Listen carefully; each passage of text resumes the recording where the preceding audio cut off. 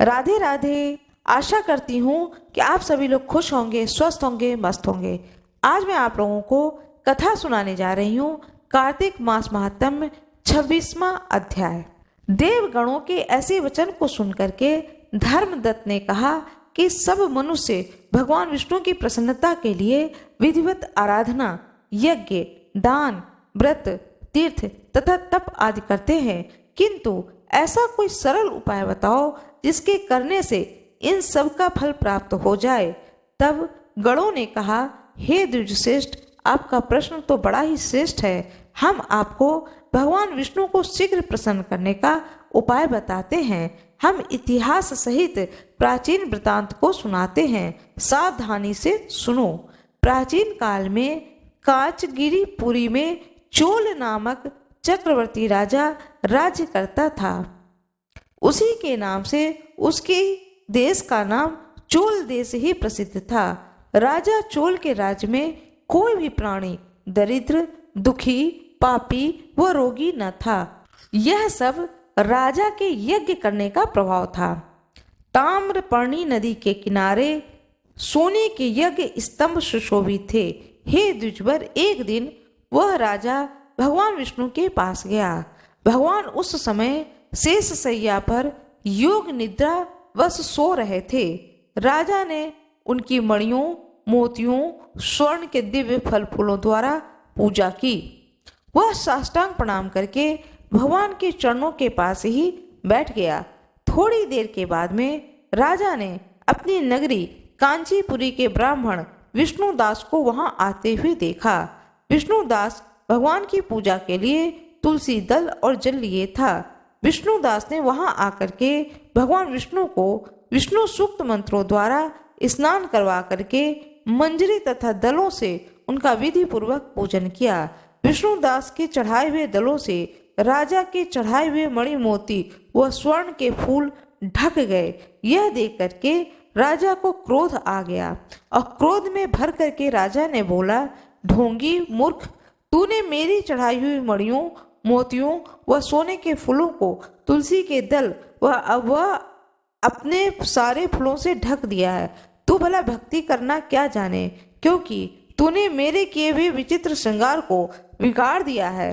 राजा की बात को सुन करके विष्णुदास को भी क्रोध आ गया और वह राजा से बोला कि गौरव को तुच्छ समझ करके कहने लगा कि हे राजन। राजा की बात को सुन करके विष्णुदास को भी क्रोध चढ़ गया और वह राजा के गौरव को तुच्छ समझ करके कहने लगा, हे राजन, तुम भक्ति करना नहीं जानते हो, तुमको अपने धन का घमंड है। बताओ, आज से पहले तुमने भगवान के कितने व्रत किए हैं? देवगण ने कहा कि ब्राह्मण के ऐसे वचन को सुन करके राजा ने घमंड से हंस करके कहा, हे विप्र, भगवान की भक्ति के अभिमान सहित यदि तू ऐसी बात कह रहा है तो मैं पूछता हूँ, तेरे जैसे भिखमंगे ब्राह्मण में भगवान की भक्ति ही कितनी है? क्योंकि तुमने आज तक भगवान की प्रसन्नता के लिए कुछ भी नहीं किया है, न तो कोई मंदिर बनवाया है। तुम भला इस प्रकार की भक्ति का जैसा कि तुम कर रहे हो क्या गर्व कर सकते हो? यहाँ जितने भी ब्राह्मण बैठे हैं, मेरी बातों को ध्यानपूर्वक सुने और देखें कि भगवान विष्णु के दर्शन मुझे होते हैं या कि इसके बाद दोनों की भक्ति के संबंध में आप लोग जान लेंगे। देवगणों ने कहा। ऐसा कह करके राजा अपने महल में चला गया और वहां जाकर के उसने अपने पुरोहित मुदगल को आचार्य बना करके विष्णु यज्ञ आरंभ किया। उसने उस यज्ञ में अनेक ऋषि और महर्षियों को बुलाया, उनको बहुत सा अनाज और नकदी आदि दक्षिणा दी। उधर भगवान विष्णु दास भी अपने मंदिर में ही रह करके भगवान की प्रसन्नता के लिए व्रत करने लगा। उसने माघ तथा कार्तिक मास के व्रत किए, तुलसी के पौधे का वन और एकादशी को भगवान विष्णु के 12 अक्षर मंत्र का जाप किया। वह भगवान को प्रसन्न करने के लिए गीत गाता रहा, वह नृत्य करता रहा, दिन प्रति व्रत करता था, भूमि पर सोता था। हर समय भगवान को प्रसन्न करने के लिए माघ तथा कार्तिक के व्रत भी किए और उन व्रतों के नियमों का पालन भी किया और व्रत का उद्यापन भी किया और इस प्रकार राजा चोल और विष्णु दास द्वारा आराधना करते हुए बहुत दिन बीत गए। भगवान विष्णु की जय हो, भगवान शंकर की जय हो। इस प्रकार से भगवान विष्णु को प्रसन्न करने के लिए राजा ने और उनका भक्त विष्णुदास ने अपने अपने यथा स्थिति के अनुसार व्रत को धारण किया, पूजा पाठ किया और यज्ञ और तप किया। इस प्रकार से यह अध्याय 26वां समाप्त होता है। आज मैं आप लोगों को कथा सुनाने जा रही हूँ कार्तिक मास महात्म्य अध्याय 27। भगवान विष्णु के गणों ने कहा, विष्णु दास ने एक दिन भोजन तैयार करके भक्ति में तल्लीन था। कोई उसका भोजन चुराकर ले गया, लेकिन सायंकाल की आराधना हो सके और व्रत भंग न हो, इसलिए उसने उस दिन दोबारा भोजन तैयार नहीं किया।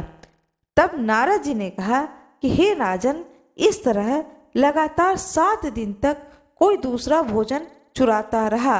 तब वह हैरान होकर के सोचने लगा कि यह तो बड़ी विचित्र घटना है कि न जाने कौन हर रोज मेरे भोजन को चुरा कर ले जाता है। फिर भी इस देव स्थान को छोड़ना नहीं चाहिए। अगर मैं भोजन बनाकर खा लेता हूँ तो देर हो जाएगी और पूजा छूट जाएगी। अतः मुझे भोजन बनाकर तुरंत खाना नहीं चाहिए। बिना भगवान को भोग लगाए वैष्णव को भोजन नहीं करना चाहिए। अगर 7 दिन बिना भोजन के बीत गए तो क्या हुआ? आज का दिन एक दिन और सही। आज मैं भली भांति भोजन की रक्षा करूंगा और देखूंगा कि हर रोज इसे कौन चुरा कर ले जाता है। ऐसा सोच करके विष्णुदास भोजन तैयार करके भोजन के पास ही छिपकर बैठ गया। थोड़ी देर बाद उसने देखा कि वहां पर एक चांडाल आया जिसका शरीर बहुत ही दुर्बल था। उसके शरीर पर केवल चमड़ी ही चमड़ी दिखाई देती थी।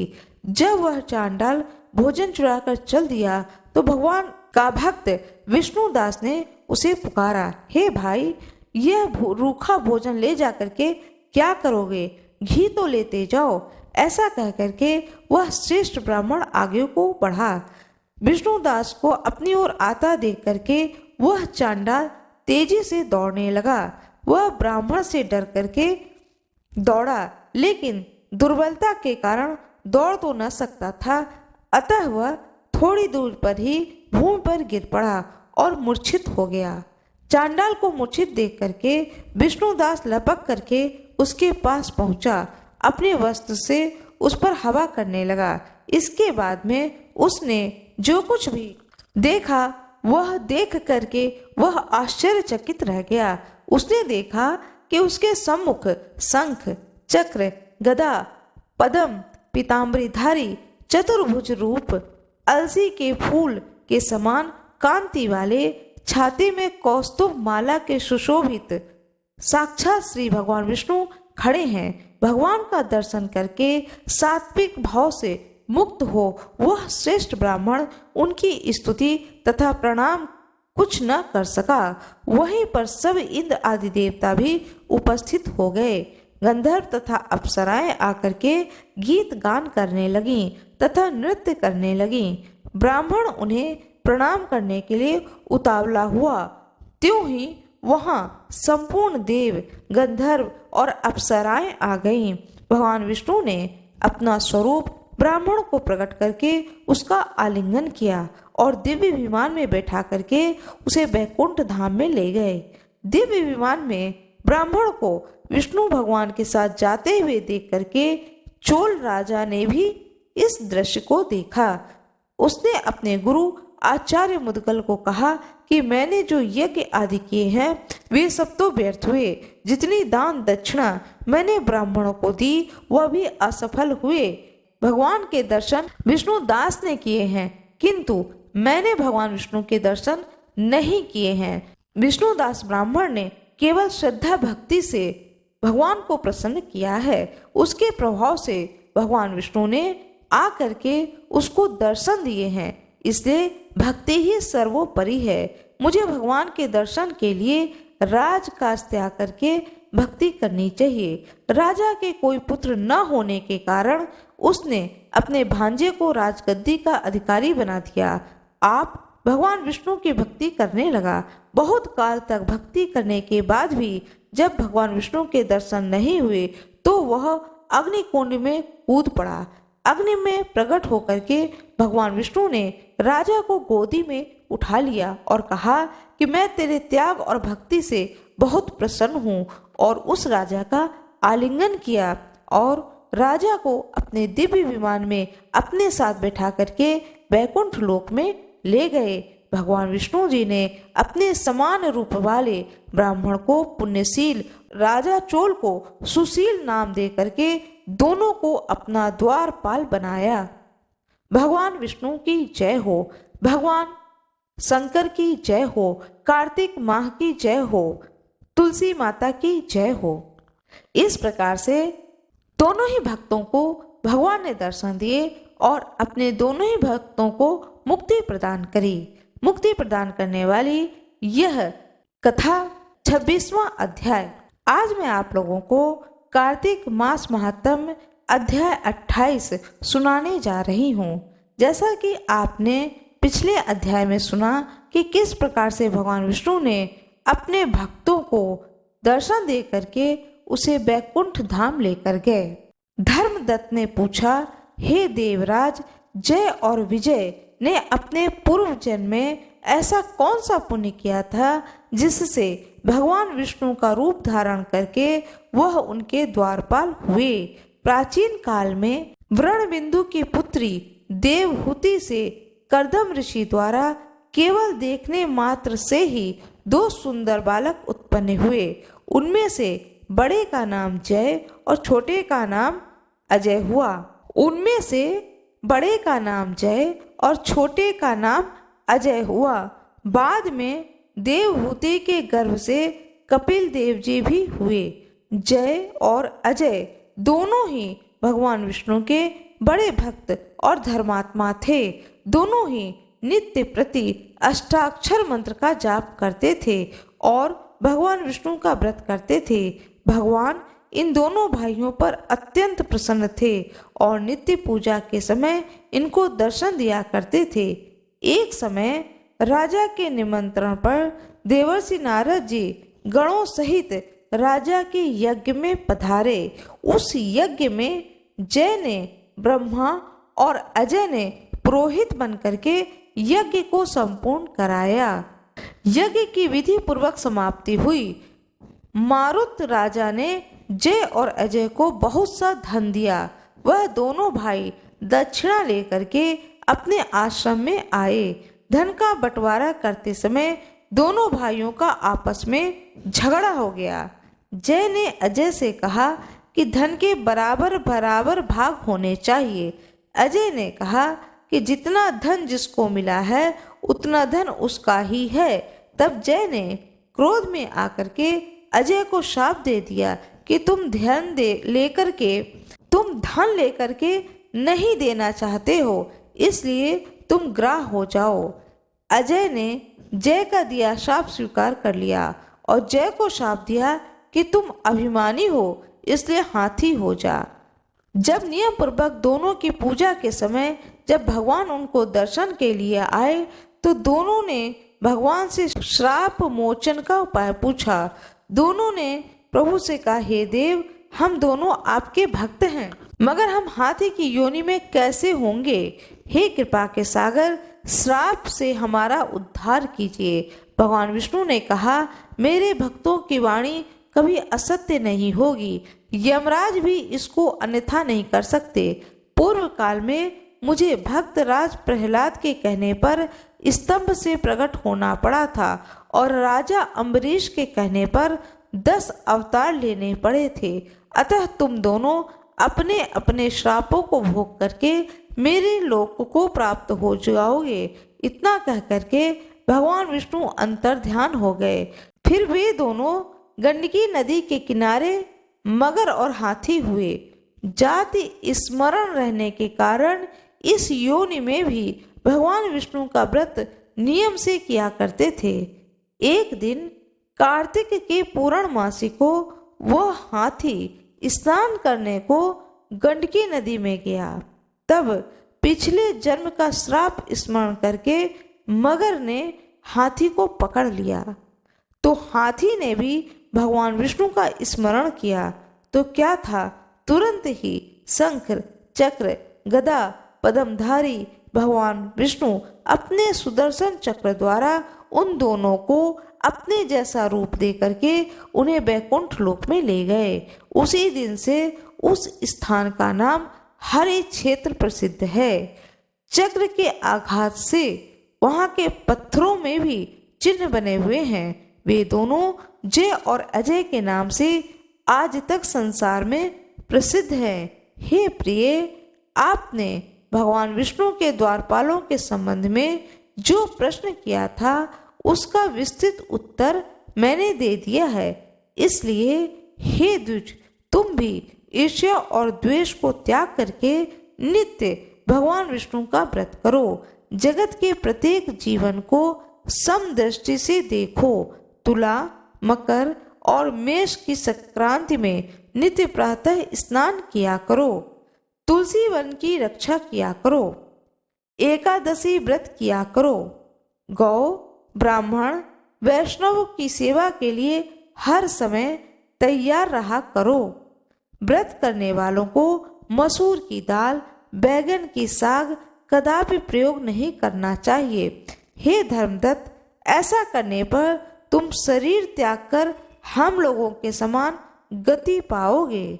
भगवान विष्णु को प्रसन्न करने वाले इस व्रत के समान फल देने वाला तीर्थ और दान और यज्ञ दूसरा और कोई भी नहीं है। हे विप्र, तुम धन्य हो, क्योंकि तुमने भगवान विष्णु को प्रसन्न करने वाला व्रत किया है, जिसका आधा फल तुमने कलहा को दिया है।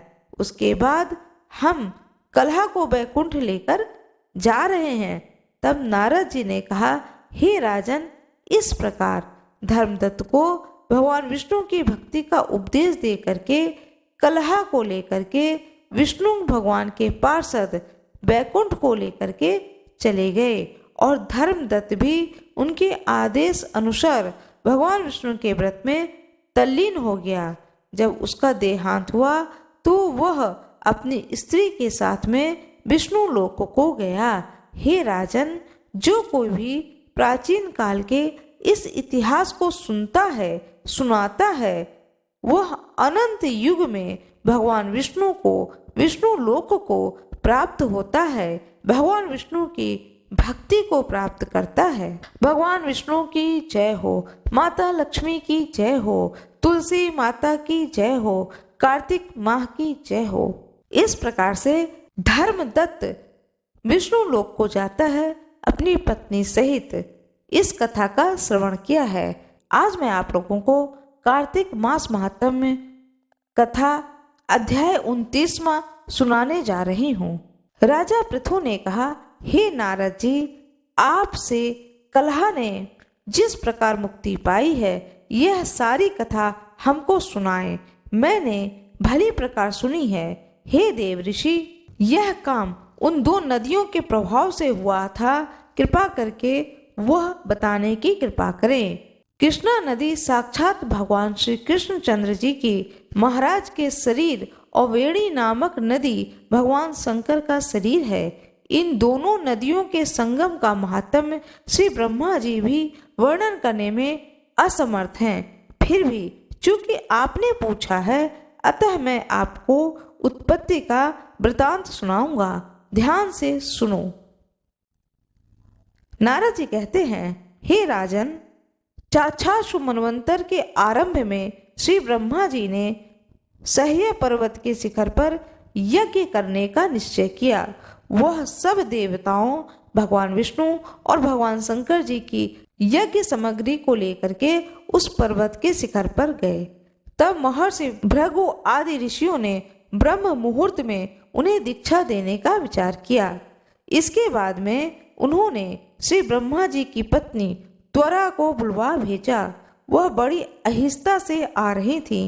इसी बीच भृगु जी ने भगवान विष्णु से पूछा, हे प्रभु, आपने त्वरा को शीघ्रता से बुलाया था वह क्यों नहीं आई? ब्रह्म मुहूर्त तो टल गया। इस पर भगवान विष्णु ने कहा, यदि त्वरा यथा समय पर न आई तो आप गायत्री को ही स्त्री मान करके दीक्षा विधान कर दीजिएगा। क्या गायत्री पुण्य कर्म में ब्रह्मा जी की स्त्री नहीं हो सकती हैं? नारद जी बोले, भगवान शंकर ने भी भगवान विष्णु के बात का समर्थन किया। यह सुन करके प्रभु जी ने गायत्री जी को ब्रह्मा जी के दाईं ओर बिठा करके दीक्षा विधान आरंभ किया। ऋषि मंडल गायत्री जी को दीक्षा दे ही रहे थे, इतने में त्वरा भी यज्ञ मंडप में आ पहुंची।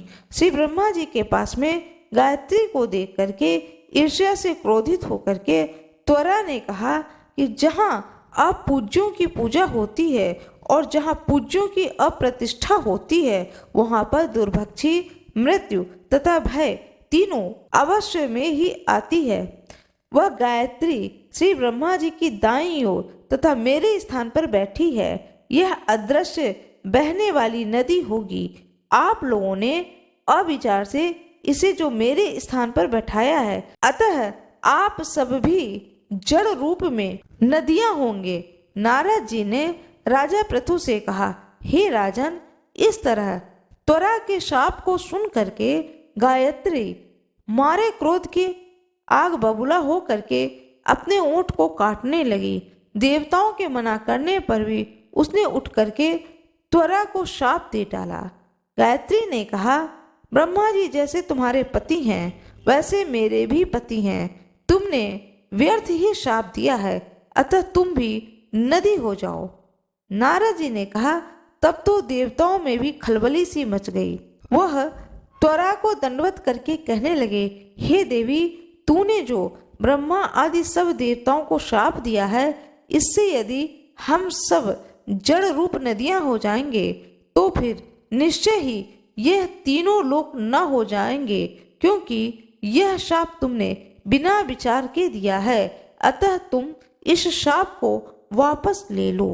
त्वरा ने कहा, हे देवतागण, आपने यज्ञ के आरंभ में गणेश जी की पूजा नहीं की है, इसलिए यह विघ्न उपस्थित हुआ है। मेरा शाप कभी भी खाली नहीं जा सकता, इसलिए आप सब अपने अंगों से जड़ीभूत होकर के अवश्य में नदियां बनोगे। हम दोनों सौते भी अपने अपने अंशों से पश्चिम से बहने वाली नदियां बनेंगी। नारद जी ने राजा पृथु से कहा, त्वरा के यह वचन को सुन करके सभी देवता, भगवान विष्णु और शंकर आदि अपने अपने अंशों से नदियां बन गए। भगवान विष्णु के अंश से कृष्णा, भगवान शंकर के अंश से बेणी, श्री ब्रह्मा जी के अंश से ककुदमती नाम वाली नदियां उत्पन्न हो गईं। सभी देवताओं के ने अपने अंशों को जड़ बना करके वहीं सह्या पर्वत पर फेंक दिया। फिर उन लोगों के अंश से अलग अलग नदियों के रूप में बहने लगे। देवताओं के अंशों से हजारों की संख्या में पश्चिमी वाहिनी नदियां उत्पन्न हो गईं। गायत्री और त्वरा दोनों पश्चिमी वाहिनी नदियां होकर के एक साथ बहने लगीं। दोनों का नाम सावित्री पड़ा। श्री ब्रह्मा जी ने यज्ञ स्थल पर भगवान विष्णु और शंकर जी की स्थापना की। दोनों देवता महाबल तथा अतिबल के नाम से विख्यात हुए। हे राजन, कृष्णा और वेणी नदी की उत्पत्ति का यह वर्णन जो मनुष्य सुनेगा उसे दर्शन और स्नान का फल प्राप्त होगा। इस प्रकार से आप लोगों ने कृष्णा और वेणी नदी की उत्पत्ति का वर्णन सुना है। भगवान विष्णु की जय हो, कृष्णा नदी की जय हो, वेणी नदी की जय हो, नारद मुनि की जय हो, सभी देवताओं की जय हो। आज मैं आप लोगों को कार्तिक मास महात्म्य अध्याय 30 की कथा सुनाने जा रही हूँ। भगवान श्री कृष्ण ने कहा, हे प्रिय, नारद जी के वचन को सुन करके महाराजा पृथु बड़े ही विस्मित हुए। अंत में उन्होंने नारद जी का पूजन करके उनको विदा किया। इसलिए माघ, कार्तिक और एकादशी यह 3 व्रत मुझे अत्यधिक प्रिय है। वनस्पतियों में तुलसी, महीनों में कार्तिक, तिथियों में एकादशी, क्षेत्रों में श्री कार्तिक मुझे बहुत ही प्रिय हैं। जो प्राणी जितेंद्रिय होकर के इनका सेवन करता है वह यज्ञ करने वाला मनुष्य से भी अधिक प्रिय लगता है।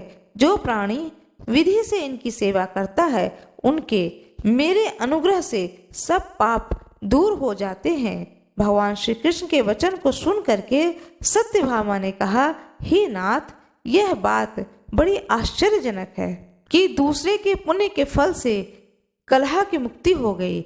यह प्रभावशाली कार्तिक मास आपको अधिक प्रिय है, जिसे पति द्रोह का पाप केवल स्नान के पुण्य से ही नष्ट हो गया। दूसरे मनुष्यों द्वारा किया हुआ पुण्य उनके देने से कैसे मिल जाता है, यह आप मुझे बताइए। तब भगवान श्री कृष्ण ने कहा कि बिना दिया हुआ पुण्य और पाप जिस कर्म द्वारा मिलता है सो सुनो। सतयुग में देश, ग्राम तथा कुलों को दिया पुण्य या पाप मिलता था, किंतु कलयुग में केवल कर्ता को ही पाप और पुण्य का फल भोगना पड़ता है। संसर्ग न करने पर भी यह व्यवस्था की गई है और संसर्ग जैसे पाप व पुण्य दूसरों को मिलते हैं उनकी व्यवस्था भी सुनो। पढ़ना, पढ़ाना, यज्ञ कराना, एक साथ भोजन करने से पाप पुण्य का आधा फल मिलता है। एक आसन पर बैठने तथा सवारी पर चढ़ने से, श्वास के आने जाने से पुण्य व पाप का चौथा भाग प्राणी मात्र को मिलता है। स्पर्श करने, भोजन करने से और दूसरों की स्तुति करने से पुण्य और पाप का छठवां भाग मिलता है। दर्शन करने, सुनने तथा ध्यान करने से मनुष्य को पुण्य और पाप का 10वां अंश मिलता है। दूसरों की निंदा, चुगली और धिक्कार करने से उसका 7वां भाग मिलता है। पुण्य करने वाले मनुष्यों की जो कोई सेवा करता है वह सेवा का भाग लेता है और अपना पुण्य उसे देता है। नौकर और शिष्य के अतिरिक्त जो मनुष्य दूसरे से सेवा करवा करके उसे पैसा नहीं देता है वह सेवक उसके पुण्य का भागी होता है। पंक्ति में बैठे हुए भोजन करने वालों की पत्तल जो व्यक्ति लांघता है वह उसकी जैसी पत्तल उसने लांघी है, अपना पुण्य का 6वां भाग देता है। स्नान तथा ध्यान आदि करते हुए मनुष्य से जो व्यक्ति बातचीत करता है, उसे स्पर्श करता है, वह अपने पुण्य का 6वां भाग उसे दे डालता है। जो मनुष्य धर्म के काम के लिए दूसरों से धन मांगता है पुण्य का भागी होता है। ठीक उसी तरह से जिस तरह की दान करने वाला पुण्य का भागी होता है। जो मनुष्य धर्म का उपदेश करता है तत्पश्चात श्रोता से याचना करता है और वह पुण्य का 6वां भाग उसे दे देता है। जो मनुष्य दूसरों का धन चुरा करके उससे धर्म करता है वह चोरी का फल भोगता है और शीघ्र ही निर्धन हो जाता है। जिसका धन चुराता है वह पुण्य का भागी होता है। बिना ऋण के उतारे जो मनुष्य मर जाते हैं उनको ऋण देने वाले सज्जन पुण्य के भागी होते हैं। शिक्षा देने वाला, सलाह देने वाला, सामग्री को जुटाने वाला तथा प्रेरणा देने वाला यह पाप और पुण्य के छोटे भाग को प्राप्त करते हैं। राजा के पाप और पुण्य के साष्टांश का भोगी होता है। गुरु शिष्यों का, पति पत्नी का, पिता पुत्र का, स्त्री पति के लिए, पत्नी का पिता पुत्र का, स्त्री पति के लिए पुण्य का 6वां भाग पाती है। पति को खुश करने वाली आज्ञाकारी स्त्री पति के लिए पुण्य का आधा भाग ले लेती है। जो पुण्यात्मा पराये लोगों को दान करता है वह उनके पुण्य का 6वां भाग को प्राप्त करता है। जीविका देने वाला मनुष्य जीविका ग्रहण करने वाले मनुष्य के पुण्य से 6ठे भाग को प्राप्त करता है। इस प्रकार दूसरों के लिए पुण्य अथवा पाप बिना देने के भी दूसरों को मिल सकते हैं, किंतु यह नियम जो कि मैंने बतलाए हैं कलयुग में नहीं लागू होते हैं। कलयुग में तो एकमात्र कर्ता को ही अपने पाप व पुण्य को भोगने पड़ते हैं। इस संबंध में एक बड़ा ही पुराना इतिहास है जो कि पवित्र है और बुद्धि को देने वाला भी है। ध्यान से सुनो। इस प्रकार से आपको मैंने कलयुग में कौन से वह कर्म है जिसके द्वारा पुण्य की प्राप्ति होती है, यह कथा सुनाऊंगी अगले अध्याय में, 31वां अध्याय में। भगवान विष्णु की जय हो, भगवान शंकर की जय हो, कार्तिक माह की जय हो, तुलसी माता की जय हो, नारद मुनि की जय हो, सभी देवताओं की जय हो। मेरा यह वीडियो आप लोगों को अच्छी लगी हो तो कृपया वीडियो को लाइक जरूर करिएगा, चैनल को सब्सक्राइब करिएगा, बेल आइकन जरूर दबा दीजिएगा। अब मैं आप लोगों को तुलसी विवाह की कथा सुनाने जा रही हूँ। माता तुलसी की जय हो, कार्तिक मास की जय हो, गंगा माता की जय हो। एक परिवार में ननद भाभी रहती थीं। ननद अभी कुंवारी थी। वह तुलसी जी की बड़ी सेवा करती थी, पर भाभी को यह सब बातें फूटी आंख नहीं सुहाता था। कभी कभी भाभी गुस्से में कहती थीं कि जब तेरा विवाह होगा तो तुलसी ही खाने को दूंगी तथा तुलसी ही तेरे दहेज में दूंगी।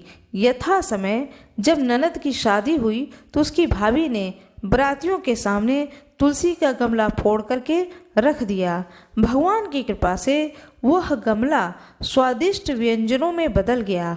गहनों के बदले भाभी ने ननद को तुलसी की मंजरी पहना दी तो वह सोने के गहनों में बदल गई।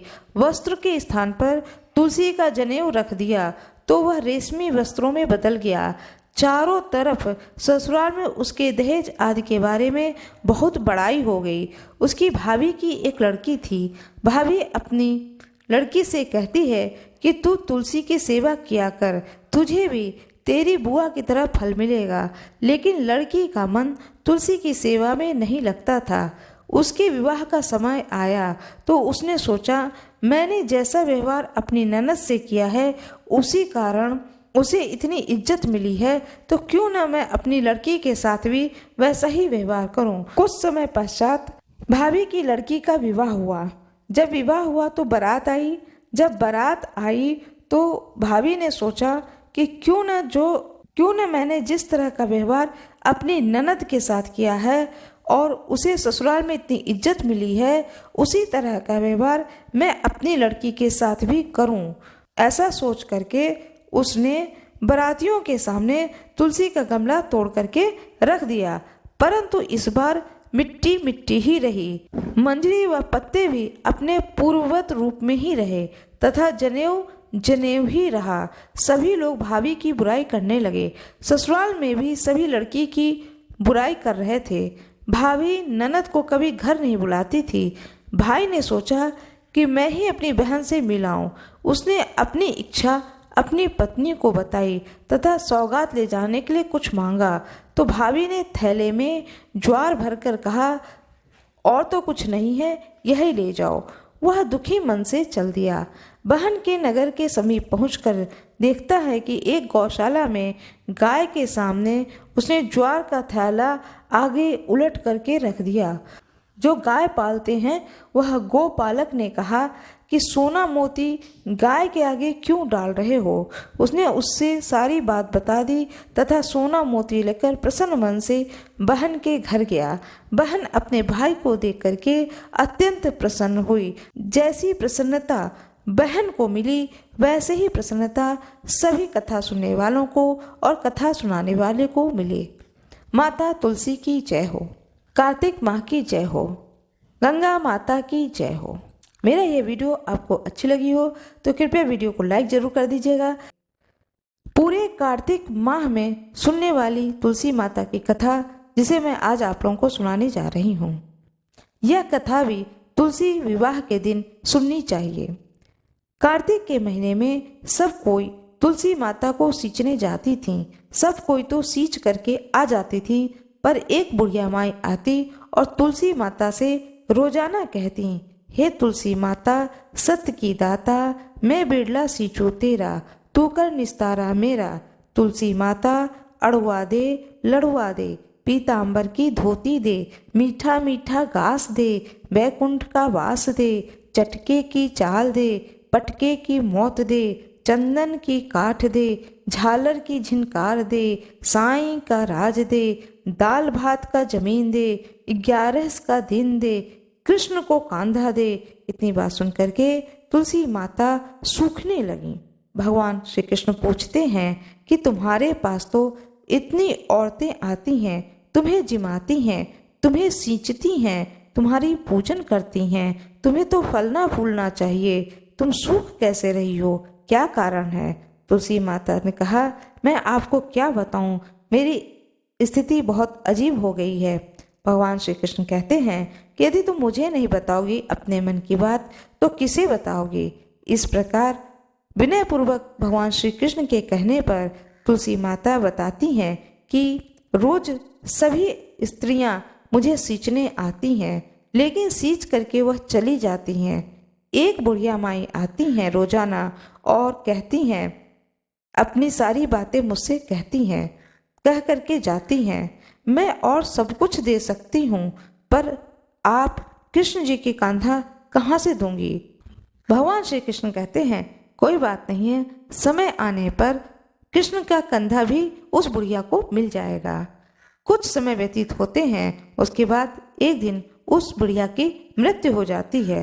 उसकी मृत्यु हो जाने के बाद में सभी लोग उसको अर्थी पर उठाने लगते हैं, लेकिन वह इतनी भारी हो गई होती है कि किसी के उठाने से वह उठती ही नहीं है। अब वहाँ पर प्रपंच होने लगता है और सब लोग कहने लगते हैं कि यह पाप घाट की माला फेरती होगी जिससे इतनी भारी हो गई है। और हम सभी लोग सोचते थे कि यह बड़े मन से भाव से तुलसी माता की नित्य पूजा करती हैं। इस तरह से अपने भक्त की निंदा को सुन करके भगवान श्री कृष्ण बूढ़े ब्राह्मण का रूप धारण करके उस जगह पर आए और इतनी सारी भीड़ को देख करके सभी लोगों से पूछने लगे, क्या बात है, इतनी भीड़ यहाँ पर क्यों लगी हुई है? तब सब लोगों में से एक लोगों ने कहा कि यह एक बुढ़िया है जो कि मर गई है, यह पापनी थी, इसलिए किसी से उठाए नहीं उठती है इसकी अर्थी। तब भगवान बोलते हैं कि मैं इसके कान में एक बात कह दूं तो यह उठ जाएगी। सभी लोगों ने कहा, ठीक है, जाओ, तुम भी अपने मन की कर लो। भगवान श्री कृष्ण ने जा करके उसके कान में कहा, हे बुढ़िया माई, तू बिरला सींचे मेरा, मैं करूँ निस्तारा तेरा। बुढ़िया माई, अड़ुआ ले गड़ुआ ले, पीताम्बर की धोती ले, मीठा मीठा घास ले, बैकुंठ का वास ले, चटके की चाल ले, पटके की मौत ले, चंदन की काठ ले, झालर की झिनकार ले, साईं का राज ले, दाल भात का जमीन ले, कृष्ण का कंधा ले। इतना सुनते ही बुढ़िया माई की अर्थी हल्की हो जाती है और वह सभी लोगों के उठाने से उठ जाती हैं और भगवान श्री कृष्ण उस बुढ़िया को अपना कंधा देते हैं। भगवान श्री कृष्ण के कंधा देने से उस बुढ़िया माई की मुक्ति हो जाती है, उसे बैकुंठ धाम प्राप्त होता है। हे तुलसी माता, जैसे उसकी मुक्ति करी है ऐसे हमारी भी मुक्ति करियो। जैसे उसको भगवान कृष्ण का कंधा दिया है वैसे ही हम सबको भगवान श्री कृष्ण का कंधा मिले। हे तुलसी माता, सदा सर्वदा हम लोगों पर भी अपनी कृपा बनाए रखें। कथा सुनने वाले पर और कथा सुनाने वाले पर भी अपनी कृपा बनाए रखें। तुलसी माता की जय हो, गंगा माई की जय हो, भगवान श्री कृष्ण की जय हो, सभी भक्त गणों की जय हो, दृश्य ऋषियों की जय हो, अदृश्य ऋषियों की जय हो, शालिग्राम भगवान की जय हो। मेरा यह वीडियो आप लोगों को अच्छी लगी हो तो कृपया वीडियो को लाइक जरूर करिएगा, चैनल को सब्सक्राइब करिएगा, बेल आइकन जरूर दबा दीजिएगा। इसमें आपका कोई भी नुकसान नहीं है। धन्यवाद। आप सभी लोगों का बहुत बहुत धन्यवाद।